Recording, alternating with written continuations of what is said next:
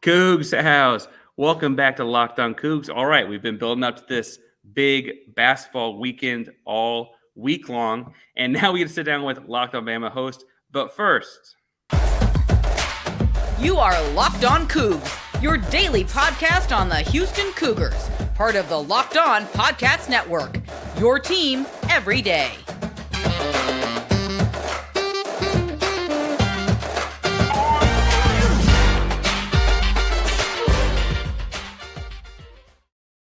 welcome to Locked On Cougs, daily podcast about your Houston Cougars. I'm your host, Houston-born teacher and coach Parker Angel, here to break down all things Cougs.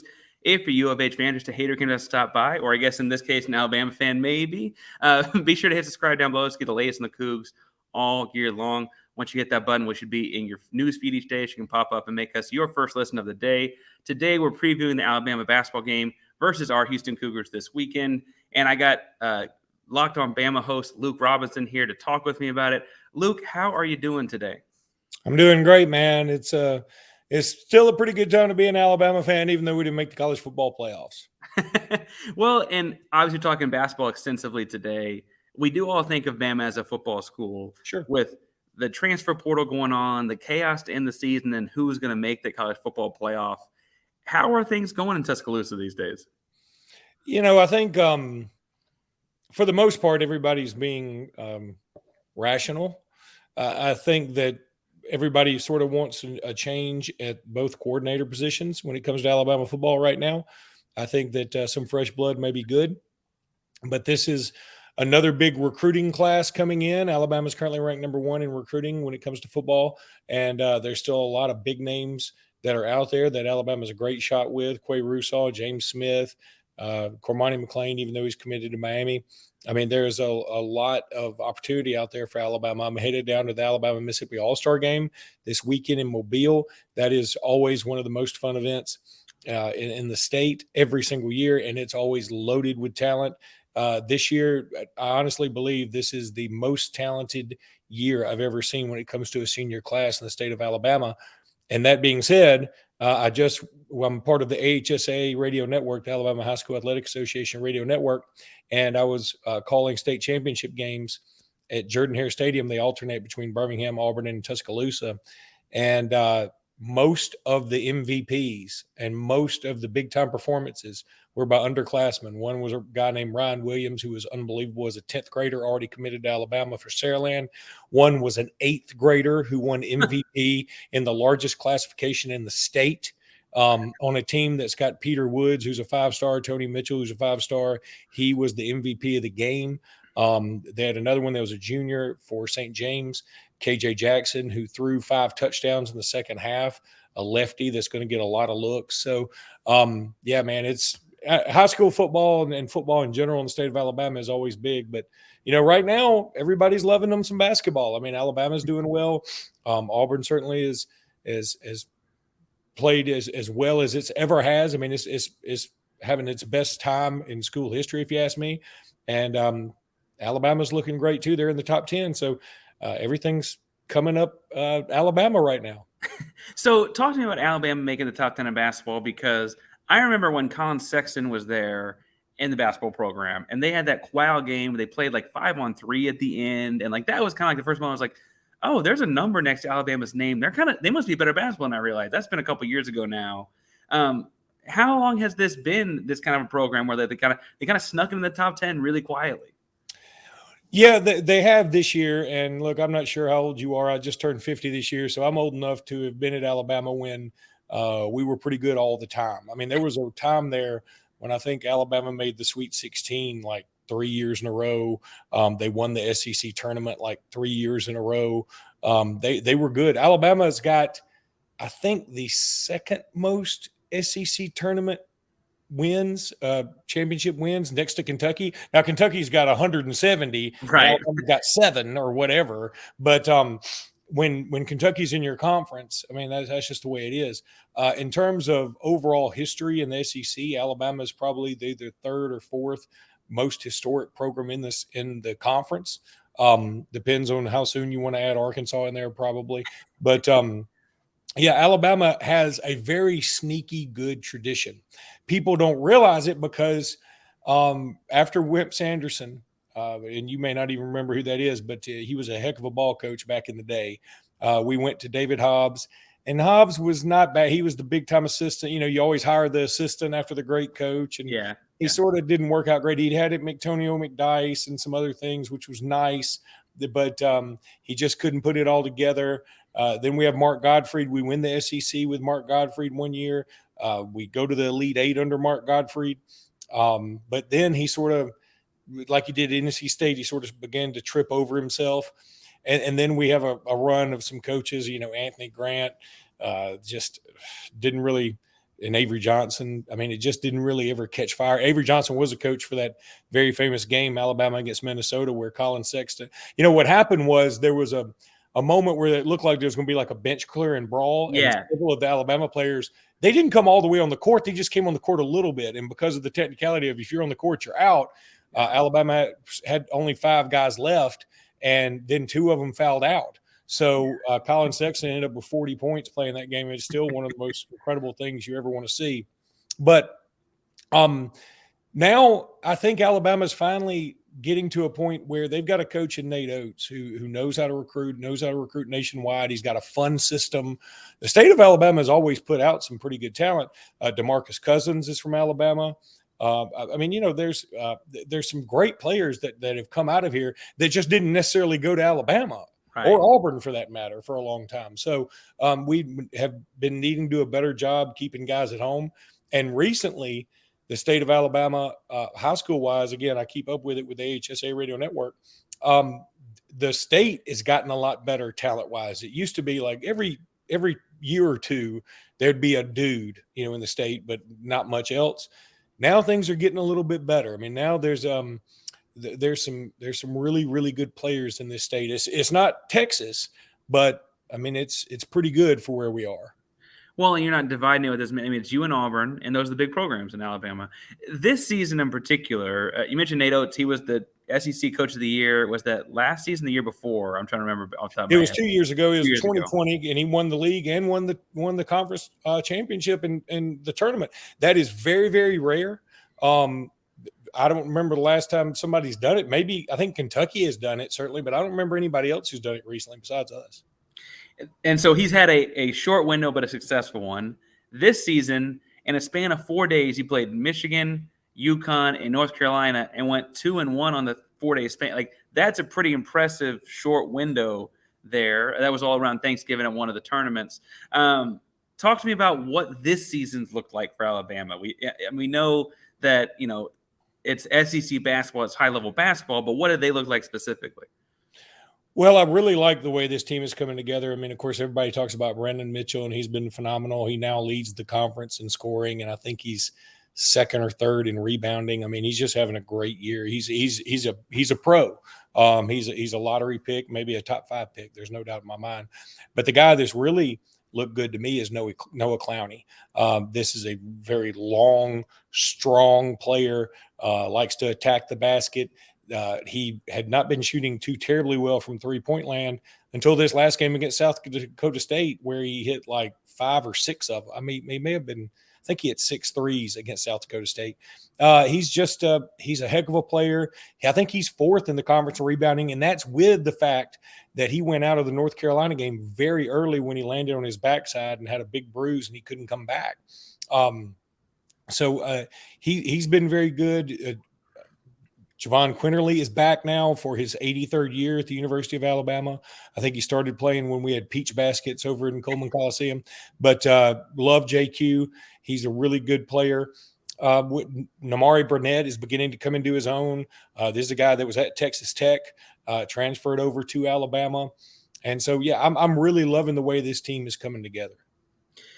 It's been a strong year because I don't think that, I mean, obviously in Tuscaloosa, that's championship or bust. It feels like across all sports all the time. But I don't know that initially would have guessed that this is coming. And a big win against Houston this weekend, the number 1 ranked team in the country right now, that would kind of catapult Alabama into their own, like, how far can we take this kind of thing this year, right? They're currently ranked 8th. Beating Houston would probably put them at least in the top 5. What are the goals? What are the aspirations? What do you think preseason even? What's going to happen in Alabama basketball this year? What do they think they're going to do? I really believe preseason this was a top 4 team in the conference, and I was hoping that's where they'd be at least. I mean, of course, you look at Kentucky and you're always like, they just got dudes stacked on top of dudes. I mean, they are just always a show. But the problem with Kentucky is like any of these uber talented teams that just cycle 5 stars in and out. It's a chemistry thing. And they just don't seem to really be putting it together just yet. Doesn't mean they won't. I think Kentucky's going to be awesome when all's said and done. But some of the teams that I didn't know were going to be so good, like a Mississippi State, they're undefeated in the top 25 now. Now, they hadn't played the most arduous schedule, but they're pretty good. LSU's a little better than I thought. Florida's they're not great, but they've got Colin Castleton, who is really, really good. Obviously up for SEC Player of the Year. Auburn's very good. Arkansas, man, they were really strong, and they got like, I saw an NBA mock draft that has 5 Arkansas players going in the first round recently. I mean, that's bananas. Now they're all young, so I mean, it could be a chemistry thing there too. But yeah, Musselman's doing a great job there. So Tennessee is very good. I mean, they're ranked ahead of Alabama right now. I mean, there's just a lot of good players. Even South Carolina, which is a little bit in the dumps, they ended up getting the number 1 player by some services in Gigi Jackson to be on that team, who was initially committed to North Carolina. He signed with South Carolina because that's where he's from. And so, I mean, yeah, that's whenever you have a guy like that, that's always going to be a tough game, no matter how bad the team is, for the whole year.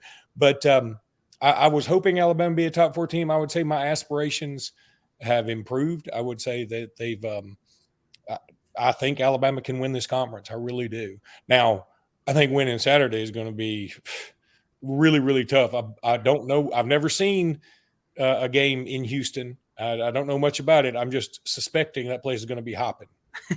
It will be. It will be. So we're wrapping up our first segment a little bit. We're going to get to talk about, players and individual matchups in that Houston game, and then kind of making some picks for that and the rest of the season. But if you want to make picks, let me recommend that you go to betonline.net. BetOnline.net is your number 1 source for sports betting info, stats, news, analysis. Get the latest odds and trends for every professional amateur league out there, from football to basketball, soccer, esports.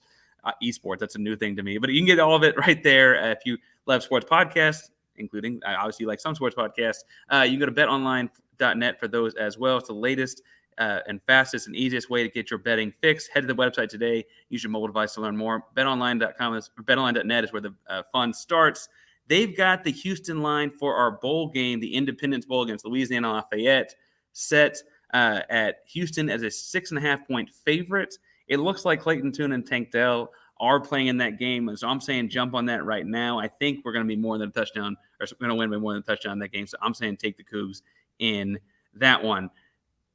Luke, you mentioned the big freshman, Brandon Miller, coming in, and he's a 6'9" kid. You mentioned Noel Clowney. He's a 6'10" kid.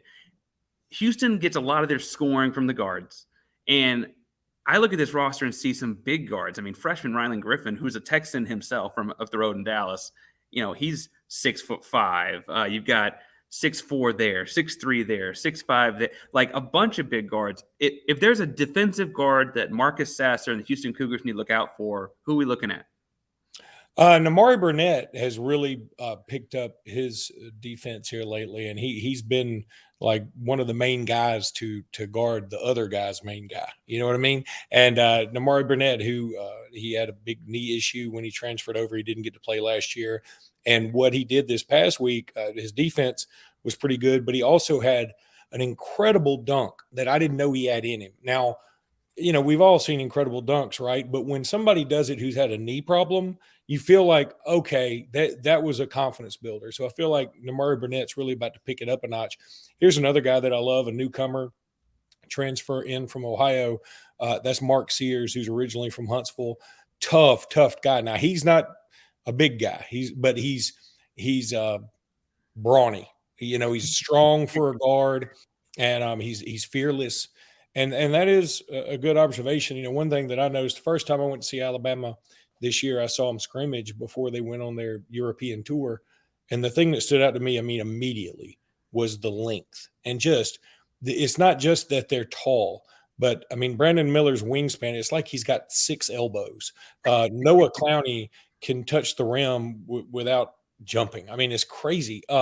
Charles Bediako is a 7-footer who's also just now. Bediako is not as talented, coordinated as those other 2 guys, but he's big, he's lean, he's got good movement. He had a great move against North Carolina that nobody knew he had it in him. It was late in the ball game. He had a monster block in that contest. So this team, you're right, they're just very lengthy, and so that's one thing though that can work against you a little bit, like when you're playing a Houston team with Marcus Sasser. And if I remember right, Sasser didn't play against Alabama last year, right? He got hurt a little bit before Christmas last year, and missed a lot of the season, and still got a late first round NBA draft grade. And I think he came back to kind of show he thinks a little bit higher caliber kid, get a little bit more guaranteed money out of the deal. But he can really score, but he did not play last year. No, Jamal Shedd's the other point guard who had a pretty good game against Alabama a year ago, but Sasser didn't win there. Yeah, and that was the famous game where Nate Oates extended his hand, waiting for somebody to shake it while everybody was arguing about the goaltending or not. So yeah, that Tuscaloosa was fun that night, and I'm assuming Houston's going to be a blast too. Yeah, I have to imagine fans are bringing that kind of stuff with them to Fertitta Center this year. It is not as big a stadium, but I think it will be very loud. How many people does it seat? I want to say I saw it was like 9 something. Okay, that's perfect. But for a college basketball program, and Houston's really good at basketball, but we're moving into the Power 5 next year, right? So we're still a growing school and program. But Big 12 basketball is a real deal.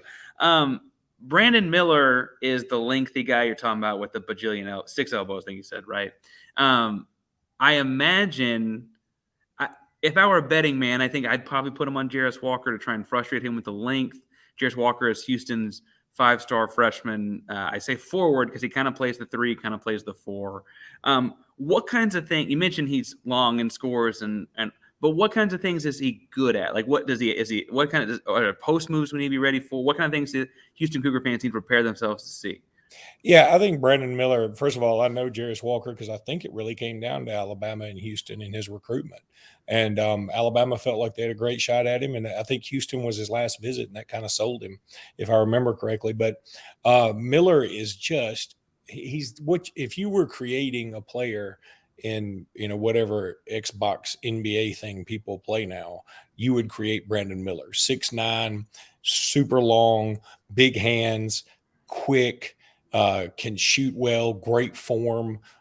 He can post up, play with his back to the basket, or he's can dribble very well. He handles all those things. He's not afraid to dish it. He's not one of these guys that's like a black hole when it goes to him. I mean, he knows how good he is. At the same time, he wants to win. The one thing that I would caution about putting him on Jarris Walker is against North Carolina, he got in foul trouble, and that was a bit of an issue.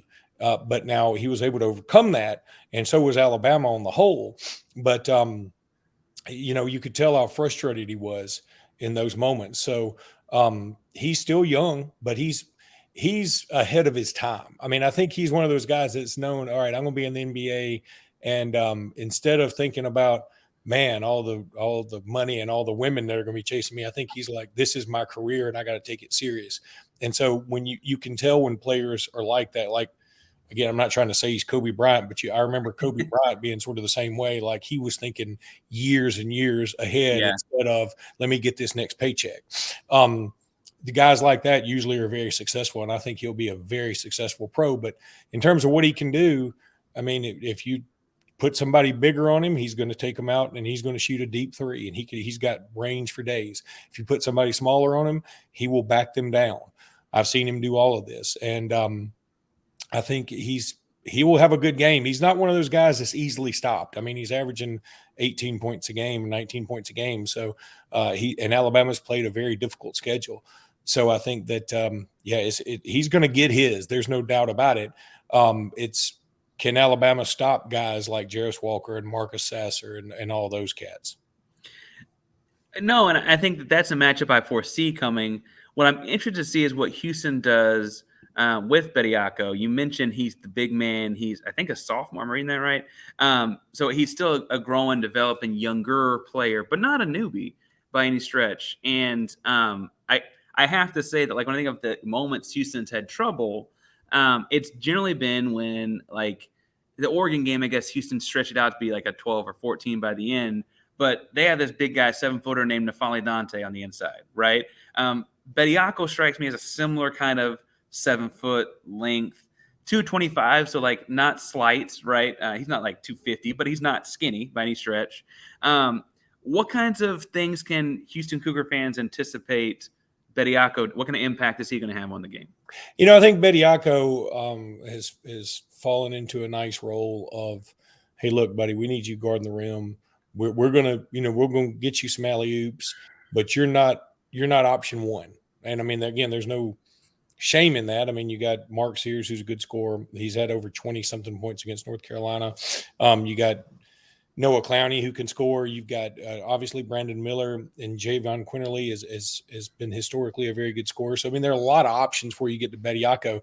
He's not a get the ball in the post to him and let him go to work. He's more of a, if they miss a shot, there's Bediako to clean it up, or maybe he can run a break and he can complete an alley oop, but the offense isn't going to run through him by any stretch. Well, and so who would, I mean, obviously a guy like that having a bunch of putbacks could become his own X factor. So maybe we've already talked about him, but who would be like an X factor type guy, a guy that like, maybe didn't have a big game against North Carolina, or maybe didn't have the big game against Michigan State. But if they, have that moment in this, there's something about the guy could have a big moment in these kinds of, ESPN Saturday afternoon prime, like everyone's watching kind of matchups. I'm going to say another true freshman in Jaden Bradley. I mean, this is a guy that was top 25 player in the country, and he got hurt, I think, in high school, and he's back and he's 100%, but he's just now beginning to figure it out. And I can tell now that he's playing his game. He's got a very interesting game. He's not the best leaper in the world. I wouldn't say he's like the best of any of it, but he's good enough at all of it. And he's strong. He goes to the basket. He uses the backboard very well. He's got nice touch in that regard. So I think Jaden Bradley can be a guy that can sneakily help Alabama if they're going to win this game. All right, so talk to me about, let's not make like pits. I'm not going to make you like gamble or anything like that. But if I were to tell you, crystal ball, I read about the newspaper on Monday, and it looks like Alabama wins. How would they do? What happened? What happened to make that happen? I think Brandon Miller goes off. I mean, and I think this could be a game where he does have a big moment. I mean, it's going to be on ABC at 2:00.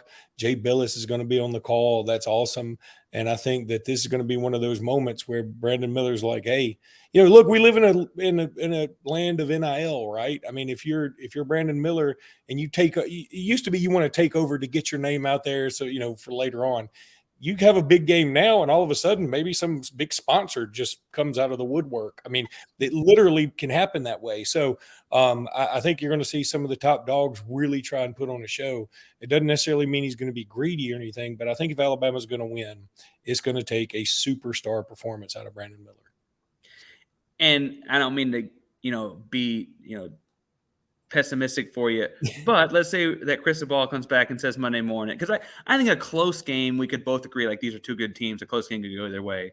Let's say that crystal ball says on Monday morning, hey, Cougs won by a lot. What went wrong? What would Houston have to do to make it a big victory Houston's way?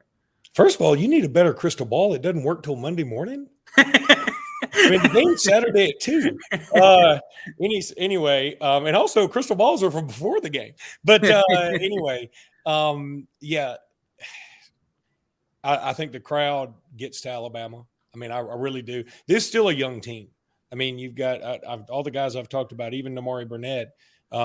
Technically, he played at Texas Tech as a freshman. Then he transfers to Alabama and has to sit out. So technically, he's a junior, but this is really only his first year playing at the capstone. Brandon Miller's a true freshman. Noah Clowney, true freshman. Griffin, Bradley, all true freshmen. Mark Sears Again, you've been playing a lot of basketball, but not in the SEC, and probably not ever in an environment like what we're about to see Saturday. And again, then you start working your way down. Bediako's been there a while, and I don't think the crowd's going to necessarily get to him or anything. But again, he's not going to be the it factor. So, yeah, I think the crowd could have a big impact on a young squad. But that's why I love this game, because see, I'd rather do this, have Houston do all the intimidating, have Houston rattle our cage, and then we can go, okay, when we get into the SEC, this is what you're going to see all the time. And everybody's like, okay, we can deal with this now, you know? No, definitely. And I think from Houston's perspective, it's twofold. One, Houston's going to have this target on their back all year long. So you want to play good teams and be ready to deal with that. And I think for both teams, getting this team in early December is huge, because you can take it, watch the tape, learn from it, and however the game goes, by March, we're all working towards, okay, how do they get better after that? Win, lose, tie, or draw. And so I think that it's an exciting one for sure. We've been hyping it up on Locked On Coogs. It'll be a fun game this week. Luke, you do Locked On Bama. You do a bunch of stuff. You mentioned high school sports in Alabama as well. Tell people what all you're working on. Where can they find you at? Find us on YouTube at Locked On Bama. Jimmy Stein and I, we absolutely love it. Been with Locked On since about the beginning. And it's funny, just a quick origin story. A buddy of ours, we were just writing for this website called Crimson Country Club. A buddy of ours started. And he said, why don't you guys should do a podcast? Let's get you hooked up with a podcast. So we started doing one called Talking Tuscaloosa.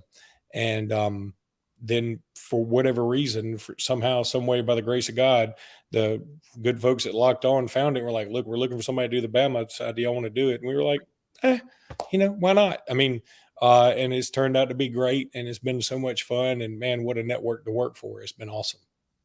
Yeah, it's been the Locked On Cougs is only about 8 weeks old. It's been a fun process. It's a cool network to be a part of, and it's great to interact. I mean, because we're daily, we get to talk to fans every day. Right? Like it's a cool thing to do. Thank you so much for coming on today, Luke. Again, that's Luke Robinson. You can find him at LS Robinson 21. I'm Parker Ranger here at Locked On Cougs. You find me at Painter 512 as always. Locked On Cougs, a proud member of the Locked On Podcast Network. Your team every day. Go Coogs. And I guess we say roll tide. Do we say roll tide, man? Yeah, roll tide, man.